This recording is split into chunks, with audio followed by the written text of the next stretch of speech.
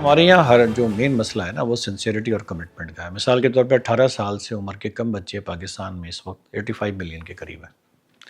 اب آپ پڑھتے رہتے ہیں کہ اس میں سے 2 کروڑ 30 لاکھ اسکول ہی نہیں جاتے. تو ایک طرف تو آپ بات کر رہے ہیں نصاب میں کیا ہو رہا ہے اور نصاب وقت کے مطابق ہے کہ نہیں. دوسری طرف ہم کہہ رہے ہیں کہ جی آپ کے تو 2 کروڑ سے زیادہ بچے اسکول ہی نہیں جاتے. اس کا مطلب ہے ان کی تو بیسک ایجوکیشن نہیں ہو رہی. دوسری چیز کیا ہے، اب ہمارے اسکولوں میں سروے ہوتا ہے 5ویں کلاس کا بچہ ہے اور 30% بچے ایسے ہیں جو بیسک سائنٹیفک نالج نہیں جانتے، جن کی بیسک میتھمیٹکس بہت ویک ہے، جو لٹریسی میں بہت ویک ہیں.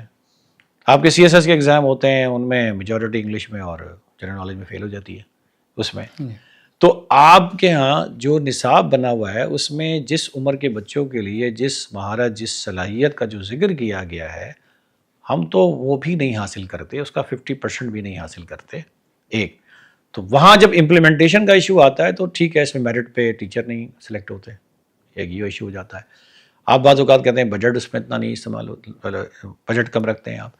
تو ہر سطح پہ ایک سنسیئرٹی کی کمی ہے. اس میں بعض اوقات آپ بجٹ کی کمی بھی کہہ سکتے ہیں، میرٹ پہ سلیکشن نہیں ہوتی. پھر اس میں اکاؤنٹیبلٹی کا ایک نظام نہیں ہے. جب آپ سرکاری اسکولوں میں جاتے ہیں تو وہاں پہ جو امپلیمنٹ نہ کر رہے ہوں نہ پڑھا رہے ہوں تو اس کے حساب سے اکاؤنٹیبلٹی کا ایک نظام ہونا چاہیے، تو وہ اکاؤنٹیبلٹی کا نظام موجود نہیں ہے. اسی لیے پاکستان میں پرائیویٹ سیکٹر کے اسکول بہت زیادہ ہیں. اور پرائیویٹ سیکٹر کے اسکول زیادہ ہونے کی وجہ یہی ہے کہ جب گورنمنٹ اسکول اچھے نہیں ہوں گے تو ظاہر ہے پھر ایجوکیشن پرائیویٹ سیکٹر کے پاس جائے گی. جب پرائیویٹ سیکٹر کے پاس جائے گی تو وہ کمپیریٹیولی اس سے بہتر ہوں گے. بہتر ہونے کی وجہ یہ نہیں ہوگی ان کے وسائل زیادہ ہیں، بہتر ہونے کی وجہ یہ ہوگی کہ وہاں پہ ایک چیک اینڈ بیلنس ہوگا، وہاں پر ایک اکاؤنٹیبلٹی ہوگی.